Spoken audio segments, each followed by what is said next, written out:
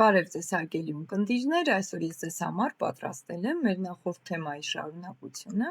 եւ այսօր խոսելու եմ ԴՆԹ-ի հատկությունների, ռեպլիկացիայի, դենատուրացիայի, ռեպարացիայի եւ տրանսկրիպցիայի մասին։ ԴՆԹ-ն բջջում իրականացնում է ժառանգական ինֆորմացիայի պահպանումը եւ հաջորդ սերնդին փոխանցումը։ Ուստի շատ կարեւոր է լավ տիրապետել ԴՆԹ-ի հատկություններին, հետագայում ավելի հեշտ ուսումնասիրելու համար ժառանգականություն եւ փոփոխականություն թեմաները։ Եվ այսպես շատ կարևոր հատկություններից է դենատուրացիան կամ ԴՆԹ-ի բնափոխությունը։ pH-ը հավասար է 7-ի եւ ջերմաստիճանը 20-ից 25 աստիճան Ցելսիուսում ԴՆԹ-ի լուծույթը ունի բարձր մածուցիկություն, ինչպես նկատում եք, ԴՆԹ-ն գտնվում է հարմար պայմաններում։ Եթե pH-ը խիստ փոխենք, ջերմաստիճանը բարձրացնենք, ապա մածուցիկությունը թուլանում է։ Ջերմաստիճանը բարձրացնելու դեպքում նկատվում է ԴՆԹ-ի դենատուրացիա, այսինքն երրորդային, երկրորդային, ինչպես նաև հնարավոր է նաև առաջնային կառուցվածքի խախտում։ Եթե դանդաղ սառեցնենք, ապա կունենանք տարբեր ԴՆԹ-ի շղթաների հիբրիդների առաջացում։ Հաջորդ շատ կարևոր հատկությունը, որը ընկած է բջջի բաժանման հիմքում, ռեպլիկացիան է,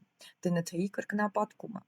ԴՆԹ-ի կրկնապատկումը իրականանում է բջջի կենսական ցիկլի ինտերֆազի S փուլում, եւ արդյունքում ԴՆԹ-ի մեկ մոլեկուլից մենք ունենալու ենք երկու ճիշտ նույնատիպ մոլեկուլների առաջացում։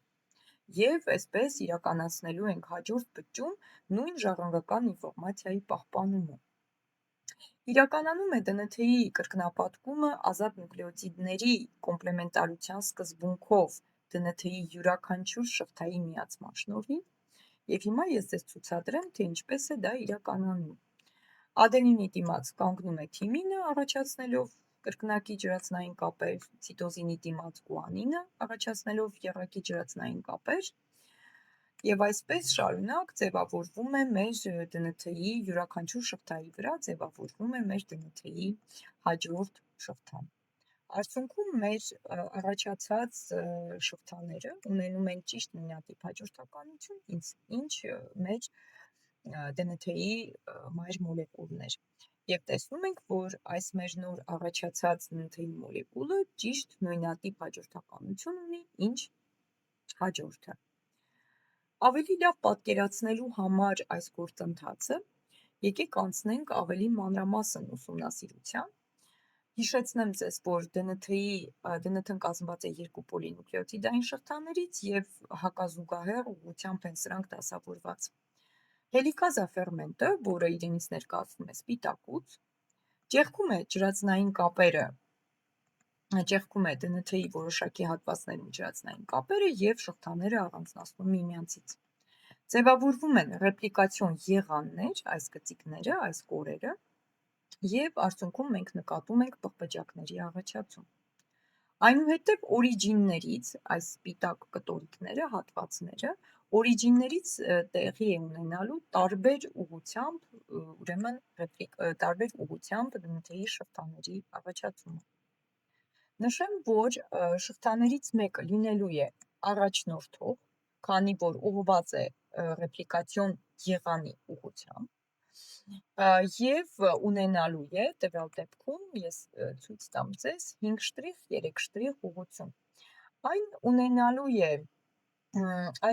իրականանալու է չընդհատվող սկզբունքով եւ կոչվելու է առաջնորդող շղթա։ Իսկ մյուսը իրականանալու է փոքր հատվածներով, ուղղված է, ինչպես նկատում եք, ռեպլիկացիոն եղանի հակառակ ուղղությամբ, եւ դա է պատճառը, որ մենք անվանելու ենք այս շղթաներին մենք անվանելու ենք ետ մնացող շղթա։ Փոքրիկ հատվածներին անվանելու ենք օկազակի հատվածներ, եւ որպեսզի ավելի լավ ամրապնդենք թեման, այս նոր հասկացությունները եւս մեկ անգամ ամփոփենք։ Հելիկազա, որը օղակաձև ֆերմենտ է, այն քանդում է ջրածնային կապերը։ Իդեպ նշեմ, որ պատահական չեն այս օրիջինների տեղադրվածությունը, այնտեղ որտեղ որ սկսելու է հելիկազա ֆերմենտի միջոցով ԴՆԹ-ի շղթաների անջատում, այդ հատվածներում բավականին շատ են ադենին եւ թիմին նուկլեոտիդները, ինչու, որովհետև սրանց միջև կրկնակի ջրածնային կապեր են եւ սա ավելի հեշտ է քանդել, քան գուանինի եւ ցիտոզինի միջև գտնվող եռակի ջրածնային կապերը։ Հաջորդ հասկացությունը, որի հետ ծանոթացանք, օրիջիններն են, սրանք հատվածներ են, որտեղից սկսելու է ռեպլիկացիոն process-ը։ Մյուսը ռեպլիկացիոն եղաններն են, DNT-ի մայր շղթայի հատվածներ, որոնք մատրիցա են հանդիսանալու ռեպլիկացիայի համար։ Մյուսը առաջնորդող շղթա, անընդհատ սկզբունքով սինթեզվող այս դուստր շղթան է։ Մյուս հասկացությունը, որի հետ ծանոթացանք, ետ մնացող շղթաներն են, սրանք ընդհատվող հատվածներով սինթեզվող դուստր շղթաներն են։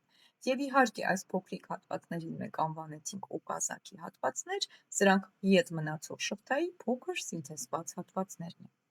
Նշեմ, որ DNT-ի կրկնապատկումը իրականանում է 3 փուլով, առաջինը ինիցիացիան է, սա կարգավորման փուլն է ռեպլիկացիայի, որը ընթանում է մեկ անգամ եւ ինիցիատոր սպիտակուցների միջոցով տեղի է ունենում ուրեմն նախառեպլիկացիոն կոմպլեքսի առաջացում։ Հաջորդը էլոնգացիան է, հենց բուն ռեպլիկացիոն գործընթացը իրականանում է այս փուլում, որտեղ հատուկ ֆերմենտների միջոցով իրականանում է դուստր շղթաների սինթեզը։ Եվ վերջում տերմինացիա, որտեղ ֆերմենտների համալիրը անջատվում է մատրիցայից եւ ազատ արձակում նոր սինթեզված մակրոմոլեկուլին շղթայից։ Եվ այսպես եւս մեկ անգամ ձեզ ցուցադրեմ մեր պղպջակը, ռեպլիկացիոն պղպջակը, որտեղ նկատում եք կարմիրով ուրեմն այս առաջնորդող շղթան, ինչպես նկատում եք, այն հենց եղանի ռեպլիկացիոն եղանի ուղղությամբ է ուրեմն շարժվում, իսկ այդ ետ մնացող այս շղթան իրենից ներկայացնում է ընդհատվող օկազակի հատվածներ ունեցող եւ եղանը մեր այս ուղղությամբ է ընթանալու, եղանին հակառակ ուղղությամբ ընթացող ուրեմն շղթա։ Եվ նշեմ, որ հենց դա է պատճառը, որ մեր ետ մնացող շղթային մենք անվանում ենք ետ մնացող։ Նաև ցուցադրեմ եւս մեկ անգամ օրիջինները, այն հատվածները, որտեղից սկսելու է մեր ռեպլիկացիոն գործընթացը եւ անցնենք առաջ։ Նորից ներկայացնեմ ավելի մանրամասն մեր եղանների առաջացումը եւ արդեն մենք ֆերմենտների մասին խոսենք, այն ֆերմենտների, որոնք օգնելու են ռեպլիկացիան իրականացնելու համար։ Հելիկազա ֆերմենտը, ինչպես նշեցի, քանդելու է ջրածնային կապերը, բայց հարց է բարձրանում, եթե քանդել ենք այս երկու շղթաները միմյանցից, ապա հնարավոր է սրանք շատ կարճ ժամանակում իրար միանան եւ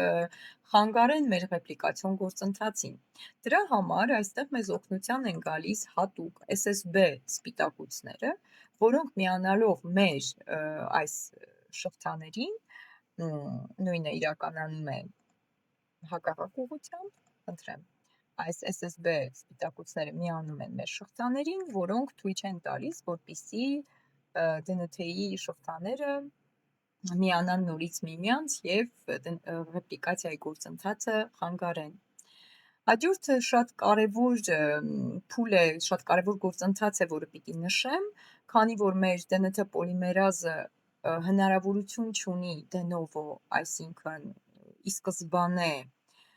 սինթեզել մեր նոր նուկլեոտիդներին, մեր նոր DNT-ի շղթան եւ նրան պետք է պարտադիր ձևով պրայմեր, այսինքն հատված, որը որ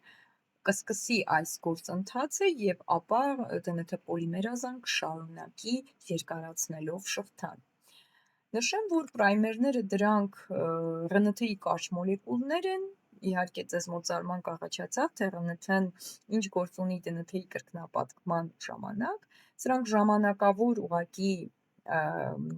պրայմազա ֆերմենտի միջոցով սինթեզվում են, որոնք օգնելու են մեր DNT պոլիմերազին,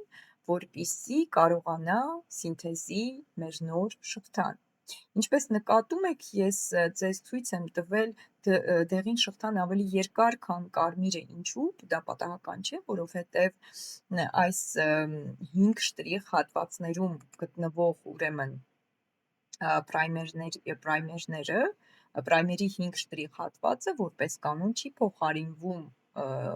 DNT-ի շղթայով կամ, այսպես ասեմ, DNT-ի նուկլեոտիդներով։ Եվ հենց սա է պատճառ հանդիսանում, որ կրկնապատկման ժամանակ քանի գնում է DNT-ի շղթան կարճանում է։ Թելոմերների մասին հուսով եմ, որ լսել եք, եթե ոչ, ապա մենք հաջորդ մեր տեսադասերում անպայման կխոսենք։ Եվս մեկ անգամ ներկայացնեմ, կարմիրը մեր պոլիմերազա, DNT պոլիմերազա ֆերմենտն է, որին շատ ուրեմն օգնում է մեր պրայմազա ֆերմենտը, որը սինթեզելու է հատուկ պրայմեր, իսկ պրայմերը իրենից ներկայացնում է DNT-ի կարճ շղթա։ Մյուսը ներկայացնեմ ձեզ եղանի հակառակ ուղղությամբ ընթացող, ուրեմն ետ մնացող շղթայի առաջացումը, որը էլի նույն սկզբունքով է իրականանալու,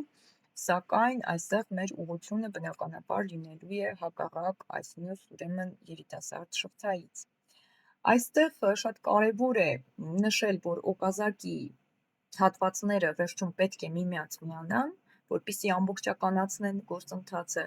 եւ այստեղ օգնության են գալիս շատ կարևոր մեր լիգազա ֆերմենտները, որոնք միացնելու են այս օկազակի հատվածները միմյանց։ Եվ այսպես հասկացությունները ամրապնդելու համար անցնենք եւս մեկ անգամ ուրեմն սահմանումները կրկնելու մասով։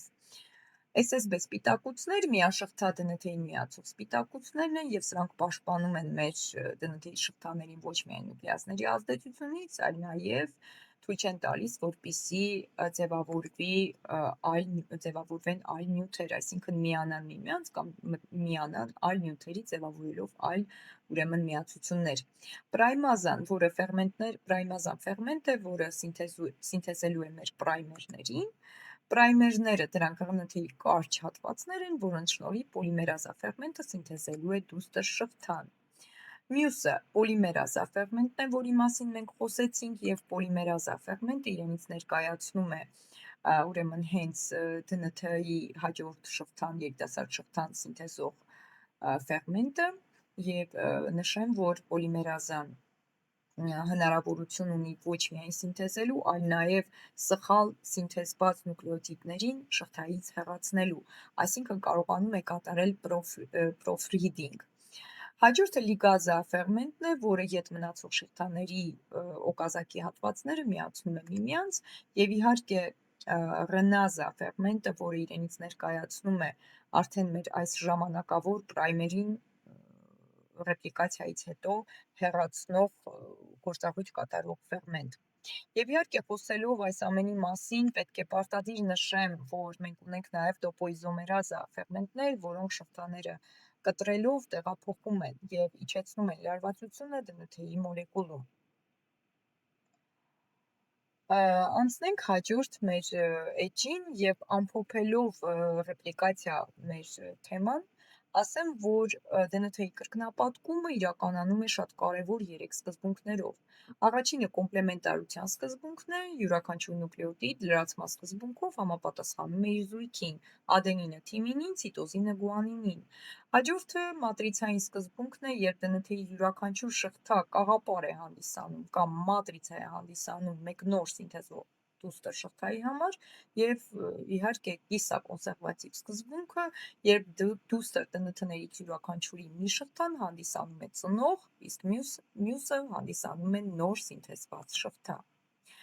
Հաջորդը մեր DNT-ի ռեպարացիայի հատկությունն է։ Նշեմ, որ ռեպարացիան դա DNT-ի վերականգնումն է։ Եվ ինչպես նշեցի հաջորդ մեր նախորդ ուրեմն էջերում, ինչպես նշեցի, DNT պոլիմերազը հնարավորություն ունի proofreading կատարելու, այսինքն ստուգելու, սխալները շտկելու, սակայն պետք է նշեմ, որ բացի դրանից բավականին շատ այլ ուրեմն գործոններ կան եւ այլ մեխանիզմներ կան, որոնք պաշտպանում են մեր DNT-ին մուտացիա առաջացնելուց։ Եվ այսպես տարբեր գործոնների ազդեցությամբ մեր DNT-ի նուկլեոտիդները կարող են վնասվել, կառուցվածքի փոփոխություններ տեղի ունենալ։ Այդ գործընթացներից են օրինակ պուրինային հիմքի անջատում, ի դեպ ասեմ, որ մեկ օրում մարդու բջջում 5000-ից 10000 անգամ դեպուրինացիա է տեղի ունենում։ Երկրորդ էլի վնասակար, ուրեմն, այսպես ասել, հա, այսպես ասեմ, վնասակար սովորույթը դա ուրեմն ադենինի դեզամինացումն է DNT-ի, որը կարող է մեկ օրում բջջում 100 անգամ տեղի ունենալ։ Հնարավոր է նաև նուկլեոտիդների միջև հավելյալ կապերի առաջացում, ինչպես նաև ռեպլիկացիայի սխալներ, բայց նաև մարդկանց մոտ նկատվում է երկու թիմինային մնացորդների միացում, այսինքն ուլտրամանուշակագույն ճառագայթների ազդեցությամբ մենք ունենալու ենք ուրեմն թիմինային դիմերներ։ Եվ այս գործընթացները, այս խախտումները կարգավորելու համար մեր DNT-ն ունի բավականին լավ մշակված ուրեմն մեխանիզմներ, որպիսի պաշտպանի բջիջը մուտացիաներից, որպիսի պաշտպանի ինքն իրեն մուտացիաներից։ Եվ այսպես ես ձեզ ցուցադրեմ DNT-ի վնասումը, վնասված հատվածը, որտեղ կարող է ֆերմենտների միջոցով, ուրեմն ֆերմենտների միջոցով հեռացվել այս ուրեմն սխալ սինթեզված շղթան եւ արդյունքում բացված տեղում նոր ճիշտ հաջորդականությամբ շղթա սինթեզվի։ Իհարկե ռեպարատիվ ֆերմենտների ակտիվությունը ազդում է նաև կյանքի տևողության վրա եւ նաև կանխում քաղցկեղը։ Եթե ուշադրություն դարձնենք այս մեր ուրեմն գծապատկերին, ապա կտեսնենք, որ մկների առնետների, հա, մոտ ռեպարացիոն ֆերմենտների ակտիվությունը ավելի փոքր է, հետևաբար սրանց կյանքի տևողությունը ավելի քիչ է, քան ուրեմն կաթնասունների եւ իհարկե մարդու մոտ։ Ինչպես նշեցի, կյանքի տևողությունը անմիջական կախվածություն ունի ռեպարատիվ ֆերմենտների ակտիվությունից։ Սա պայմանավորված է նրանով, որ այս ֆերմենտները հնարավորություն չեն տալիս մուտացիաների առաջացման, հնարավորինս քչացնում են մուտացիաների առաջացումը եւ իհարկե պատկերացրեք, եթե մեր միտոզը կարգավորող, ուրեմն միտոզը կարգավորող DNT-ի այդ հաջորդականությունները, հատվածները, գեները մուտացվեն, արդյունքում կխախտվի միտոզի, ուրեմն միտոզի գործընթացը եւ մենք կարող ենք անընդմեջ ապահովել ուրեմն բջջի բաժանում, որը իհարկե ավարտվում է քաղցկեղային, ուրեմն քաղցկեղածին, ուրեմն վիճակի առաջացմամբ։ Անցնենք հաջորդին, էլի շատ կարևոր հատկություններից, որի մասին մենք կխոսենք հետագայում սպիտակուցների սինթեզ թեմայի շուրջ խոսելիս, բայց հիմա տվյալ պահին ներկայացնեմ կախումը, ուրեմն ԻՂՆԹ-ի եւ ընդհանրապես ՌՆԹ-ների կախումը DNT-ից։ DNT-ն ունի հատկություն սինթեզելու բոլոր ՌՆԹ-ներին եւ DNT-ի մեկ շղթան մատրիցա է հանդիսանում ՌՆԹ-ների սինթեզի համար։ Համեմատենք այս գործընթացները, համեմատենք DNT-ի կրկնապատկման եւ տրանսկրիպցիայի գործընթացները, նշեմ, որ նոր շղթաները ձևավորվում են ոչ թե դեզօքսիռիբոնուկլեոտիդներից, այլ ձևավորվում են ռիբոնուկլեոտիդներից։ Նոր շղթան սինթեզվում է DNT-ի մեկ շղթայի վրա, որը կոչվում է մատրիցային շղթա, ինչպես նշեցինք, նոր շղթան հավաքվում է DNT-ի միայն մեկ հատվածի վրա, ՌՆԹ պոլիմերազը տվյալ դեպքում պրայմերի կարիք չունի եւ ՌՆԹ պոլիմերազան պրոֆրիդինգ անելու կարողություն չունի։ Նշեմ, որ ՌՆԹ պոլիմերազա ֆերմենտից տարբերում ենք հետևյալ ուրեմն տարատեսակները, օրինակ ՌՆԹ պոլիմերազա 1-ը սինթեզում է ՌՆԹ-ի շղթա, ՌՆԹ պոլիմերազա 2-ը սինթեզում է ԻՌՆԹ-ի շղթա, 3-ը ՓՌՆԹ-ի շղթա եւ իհարկե, քանի որ գոյություն ունեն նաեւ DNT-ներ մեր միտոկոնդրիումներում, բնականաբար նաեւ սինթեզվում են մեր միտոկոնդրիումների մատրիքսում ՌՆԹ-ներ, հետեւաբար նաեւ կան հատուկ միտոկոնդրիալ ՌՆԹ պոլիմերազա ֆերմենտներ, որոնք իրականացնելու են միտոկոնդրիալ տրանսկրիպցիան։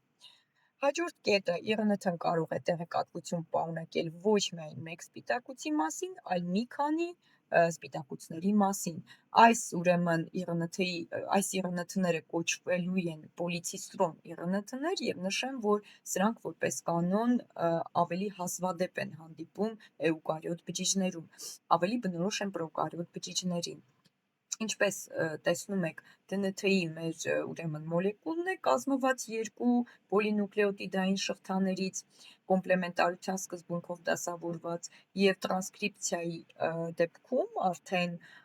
ֆերմենտը երբ ապապարուրելու է շղթան, մեր միայն մեկ DNT-ի միայն մեկ շղթայի վրա է սինթեզվելու կոմպլեմենտար RNA-ի շղթան։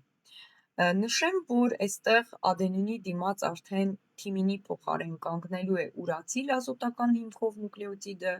իսկ մնացած արդեն նուկլեոտիդները նույն սկզբունքով են իրականանալու, այսինքն գուանինի դիմաց ցիտոզինը, ցիտոզինի դիմաց գուանինը եւ թիմինի դիմաց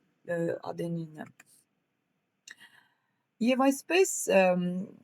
ավելի մանրամասնենք տրանսկրիպցիոն գործընթացը, նշեմ, որ ի տարբերություն DNT-ի կրկնապատկման մեխանիզմի գործընթացի, այստեղ մենք ունենալու ենք 4 փուլ։ Առաջինը ինիցիացիա, երբ ճանաչում ենք այն հատվածը, որից պիտի սկսի մեր տրանսկրիպցիան, RNT պոլիմերազները միանում են պրոմոտորին եւ տեղավորվում են տրանսկրիպցիայի սկզբնակետից առաջ։ Նշեմ, որ պրոմոտորը դա այն ուրեմն հատվածն է, որտեղից սկսելու է մեր ուրեմն տրանսկրիպցիան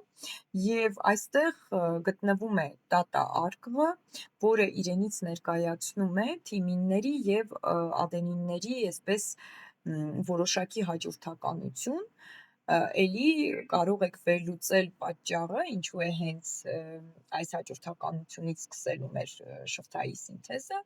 քանի որ ուրեմն այստեղ ջրածնային կապերը կրկնակի են, այլ ոչ եռակի։ Եվ ներկայացնեմ, որ արդեն վերջին ուրեմն հատվածը կոչվելու է տերմինատոր հատված, եւ այս հատվածում բավականին արդեն շատ են լինելու գուանին եւ ցիտոզին նուկլեոտիդների հաջորդականությունները, քանի որ այստեղ ուրեմն եռակի են ջրածնային կապերը եւ ավելի դժվար է ճեղքել այս կապերը եւ հեռացնել DNT-ի շղթաները միմյանցից։ Սկզբունքը նույն ձևով այս դեպքում արդեն RNT պոլիմերազան է իրականացնելու նոր շղթայի առաջացումը եւ շղթան սինթեզվելու է կոմպլեմենտարության սկզբունքով, հաջորդ նկարի մեջ, խնդրեմ, շատ լավ պատկերված է, երբ ուրեմն 5 շտրիխ ուղղությունից 3 շտրիխ ուղղությամբ ուրեմն ընթանում է RNT-ի շղթայի սինթեզը եւ այն իրականացնում է RNT պոլիմերազա ֆերմենտը։ Ուրեմն անցնենք մեր փուլերին, երկրորդ փուլը դա էլոնգացիա փուլն է, առաջանում է տրանսկրիպցիոն պղպջակը, որի մի կողմից ազատվում է DNT-ի շղթան, իսկ մյուս կողմից նորից պարուրվում, այսինքն բուն գործընթացը էլի իրականանում է այս երկրորդ էլոնգացիա փուլում։ Եվ վերջին երրորդ տերմինացիա փուլը, երբ RNT պոլիմերազան ճանաչում է ավարտի ազդանշանը մեր պրոմոտորին եւ մեր տերմինատորին ներողություն եւ ֆերմենտները անջատում են RNT-ն DNT-ից։ Նշեմ, չորրորդ շատ կարևոր ուրեմն փուլը, որը կոչվում է processing, այս փուլում արդեն մեր առաջացած RNT-ն, որը ի դեպ կոչելու ենք առաջնային տրանսկրիպտ կամ նախաինֆորմացիոն RNT, այն սկսելու է հասունանալ։ Հասունանալու է հետևյալ ձևով, ձևավորելու է գլխարկ, որին մենք անվանելու ենք կեպ,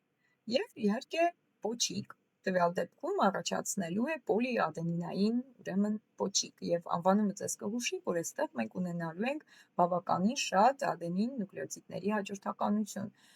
Երկրորդ էլի գործընթացը, որը տեղի ունենում processing-ի ժամանակ, դա մինորային նուկլեոտիդների առաջացումն է, որը տեղի է ունենում նուկլեոտիդների, այսպես ասած, ձևափոխությամբ կամ նուկլեոտիդների փոխարինմամբ։ Եվ իհարկե շատ կարևոր ուրեմն splicing ենթափուլը, որի ժամանակ ինտրոնները կտրվում են եւ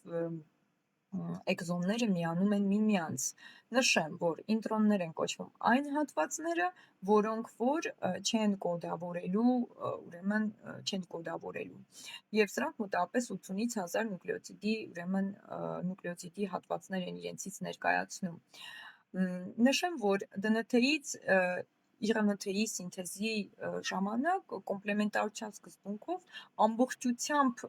սինթեզվում է մեր նոր ԻՌՆԹ-ի շղթան եւ իհարկե այստեղ կան եւ ինտրոններ եւ էքսոններ, սակայն քանի որ մենք ԻՌՆԹ-ին նախապատրաստում ենք հետագայում սպիտակուցի սինթեզին, ապա տրամաբանական է դառնում, որ ինտրոնները, որոնք ուրեմն կոդավորում չեն իրականացնելու, սրանք արդեն խանգարելու են գործընթացին եւ պետք է մենք ուրեմն կտրատենք, սպլայսինգ, այսպես ասած, սպլայսինգ կատարենք, որպեսզի կարողանան էքսոնները միանալ միմյանց եւ առաջացնել մեր այն ԻՌՆԹ-ն, որը մեզ անհրաժեշտ է սպիտակուցի սինթեզի համար։ Եվս մեկ անգամ ձեզ այս ամենը ցուցադրեմ, ահա սա մեր կորիզն է, կորիզում սինթեզվել է նախա ինֆորմացիոն ԻՌՆԹ-ն եւ այստեղ մեր առաջնային տրանսկրիպտն է նկարված, նրան միանում է մի կողմից ուրեմն գլխարկը կամ կեպը, իսկ մյուս կողմից միանալու է պոլիադենինային պոչիկը։ Եվ այստեղ ցուցադրված է սպլայսինգը, որտեղ տեսնում եք այս հատվածները, այս գծիկները, հա, որը ավելի խոշոր ցուցադրման դեպքում սպիտակ հատվածներն են ինձ ներկայացնում, այս ուրեմն հատվածները կտրատվելու են, սրանք մեր ինտրոններն են եւ արդյունքում մեր ՌՆԹ-ն ունենալու է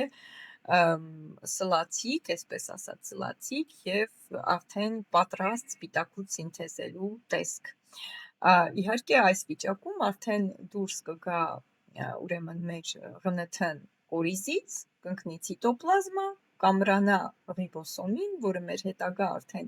թեմաների նյութն է, եւ կսկսի սինթեզել մեր շատ կարևոր սպիտակուցներին։ Եվս մեկ անգամ ամփոփելու համար ցուցադրեմ, այստեղ ուրեմն սա մեր նախա ինֆորմացիոն ՌՆԹ-ն է, այս սև գիծը, նրան ամրանալու է մեր կեպը, որը իդեպ նշեմ, որ 5 շտրիխ հատվածում է միանալու եւ ձեզ մոտ հարց կառաջանա, թե ինչ գործառույթ է կատարում այս գլխարկը, կասեմ, որ ռիբոսոմին միանալու համար է։ Եվ վերջում իհարկե նրա 3 շտրիխ ուրեմն հատվածին միացնելու ենք մեր պոլիադենինային ուրեմն պոչիկը, որը մինչև օրս ասում են, որ հետազոտման ենթակա է սրա ֆունկցիան, բայց այն իրականացնում է ուրեմն հիմնականում, այսպես ասեմ, իրականացնում է կորիզից ավելի հեշտ դուրս գալու ուրեմն գործառույթ։ Այն ինձ ներկայացնելու է ուրեմն 20-ից մոտավորապես 300 նուկլեոտիդ այսպես պարունակող հատված։ Շնորհակալություն, հարգելիներս, հուսով եմ, որ այս բարդ եւ բավականին խնդրահարույց թեման ձեզ մոտ բավականին լավ կստացվի թեստերը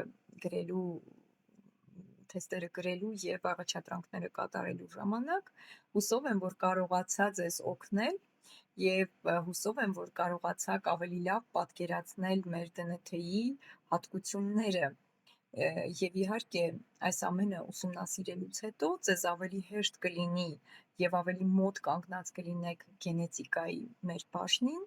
եւ ավելի լավ կպատկերացնեք ինչ է նշանակում գենետիկան, ինչ է նշանակում գենը եւ իհարկե այն ուրեմն հատկանիշների առաջացումը, որոնք տվյալ պահին մենք տեսնում ենք ֆենոտիպում մարդկանց, հա, եւ այս դրսևորումները որպես կանոն մենք կփնտրենք սպիտակուցի սինթեզի ճիշտ մեխանիզմի մեջ, այսինքն մեր գեները, ԴՆԹ-ները, որի մասին մենք խոսում ենք, հա, ԴՆԹ-ի հատվածները, գեները, որպեսզի ցուցադրեն, դրսևորեն իրենց հատկանիշները, նրանք պարտադիր պետք է սինթեզեն ԻՌՆԹ-ի մոլեկուլներ, որոնք հետագայում սինթեզելու են սպիտակուցներ, իսկ սպիտակուցները արդեն լինելու են այն հատկանիշները, որոնք մենք տեսնում ենք կամ ներկայացնում ենք որպես բնութագրող, ուրեմն բնութագրող առանձնահատկություններ կամ հատկանիշներ։ Հուսով եմ, որ հավանեցիք, խնդրում եմ ձեզ ուրեմն բաժանորդագրվել, եթե իհարկե չեք բաժանորդագրվել, եւ սպասում եմ ձեզ, ինչպես նաև հուսով եմ, որ սպասում եք մեր հաջորդ տեսադասին։ Շնորհակալ եմ։